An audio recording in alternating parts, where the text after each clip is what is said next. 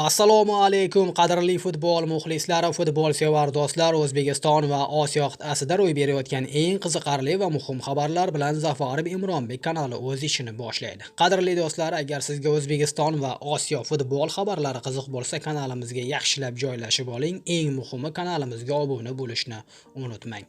Bugungi mavzuni boshlaymiz.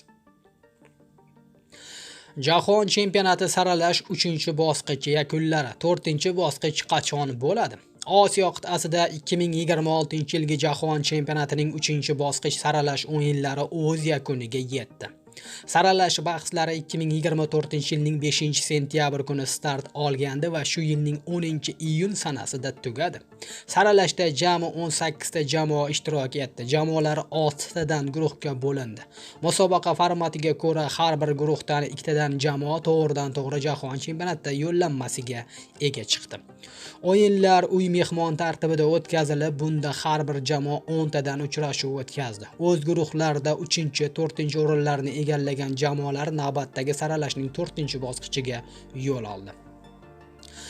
A guruhi yakunlari. Bu guruhda Eron va O'zbekiston yuqori 2 o'rinni band etib, Jahon chempionati yo'llanmasiga ega chiqdi. Birlashgan Arab Amirligi va Qatar esa keyingi raundga yo'l oldi. O'zbekiston terma jamoasi 10 ta uchrashuvning 6 tasida zafar quchib, 3 marta durang qayd etdi va faqat bitta o'yinda mag'lub bo'ldi. Natijada vakillarimiz 21 ochko to'plab, tarixda ilk bor mundial baxtiga muyassar bo'lishdi. B guruhi yakunlari. Janubiy Koreya va Iordaniya guruhdan chiqdi. Iroq bilan Ummon esa 4-raundga yo'l oldi. Janubiy Koreya bu bosqichni mag'lubiyatsiz o'tkazdi. 6 g'alaba va 4 durang. Iordaniya esa 16 ochko to'plab ham Jahon chempionatiga chiqsa bo'lishini isbotladi. C guruhi yakunlari. Yaponiya muddatidan avval Jahon chempionati ishtirokchisiga aylandi. Avstraliya masalani oxirgi turda hal etib, 2-yo'llanmani qo'lga kiritdi. Saudiya Arabistoni bilan Indoneziya keyingi bosqichga yo'l oldi. Yaponiya terma jamoasi Eron bilan birgalikda bu bosqichda eng ko'p g'alaba qozongan jamoa bo'ldi. 7 ta g'alaba. Jahon chempionati ishtirokchilari 10 ta bo'ldi. Ma'lumki, navbatdagi Jahon chempionati 48 ta davlat ishtirokida o'tkaziladi. Musobaqa mezboni sifatida AQSh, Meksika va Kanada tanlangan. Hozirgi paytga kelib 3 ta mezbondan tashqari mundial ishtirokchilari soni 10 taga yetdi. Bular Yaponiya, Avstraliya, Eron, O'zbekiston, Iordaniya, Janubiy Koreya, Argentina, Braziliya, Ekvador va Yangi Zelandiya. 4-bosqich qachon boshlanadi? 3-bosqich yakunlariga ko'ra guruhdan chiqqan 6 jamoa bu yog'iga faqat Jahon chempionatiga tayyorgarlik ko'radi. Jahon chempionatiga qadar yaqin 1 yil ichida ushbu 6 ta jamoa FIFA yoki Afrika rasmiy turnirlarida ishtirok etmaydi. Demak, biz ham faqat o'rtoqlik uchrashuvlari orqali mundialga hozirlik ko'ramiz. O'z guruhlarida 3-4 o'rinlarni egallagan jamoalar esa saralashni davom ettiradi. O'yinlar oktyabr oyida markazlashgan tartibda Saudiya Arabistoni va Qatarda bo'lib o'tadi. Saralash tartibiga ko'ra 6 jamoa 3 tadan 2 guruhga bo'linadi.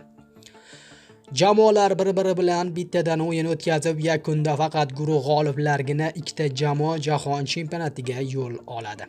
2-o'rinni band etgan jamoalar o'zaro play-off bahslarini o'tkazib, 13-noyabr, 18-noyabr yutgan jamoa qit'alararo play-off yo'llanmasiga ega bo'ladi. Bu endi saralashning 5-bosqichi hisoblanadi.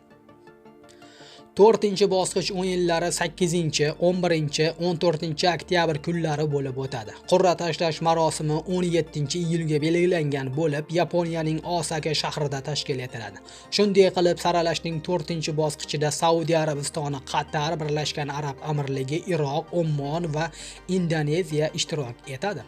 Hozircha qaysi guruh qayerda o'ynashi aniq emas. Katta ehtimol bilan Saudiya va Qatar bitta guruhga tushmaydi, chunki ular saralash mezbonlari hisoblanadi.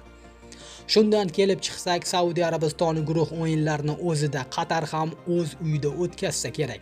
Bu esa boshqalarga yoqmasligi tabiiy. Masalan, Indoneziya bu xabarni eshitishi bilanoq darrov norozilik bildirdi va uy mehmon shaklida o'tkazish kerakligini ta'kidladi.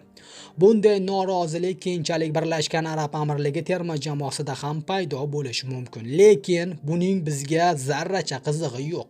Chunki O'zbekiston terma jamoasi Jahon chempionatiga chiqib bo'ldi. Bizda bayram davom etadi. 4-bosqichni boshqalar o'ylayversin. Mana bu chempionat Osiyo. Qadrli futbol muxlislari, eng shoshilinch xabarlarni o'tkazib yubormaslik uchun albatta fikr mulohazalaringizni yozish uchun bizning kanalimizga obuna bo'lib qo'ying. Xo'sh, mana shunday o'yinlarga va keyingi saralash bosqichlariga fikringiz qanday? Biz yana gaplashamiz. O'zingizni ehtiyot qiling, salomat bo'ling.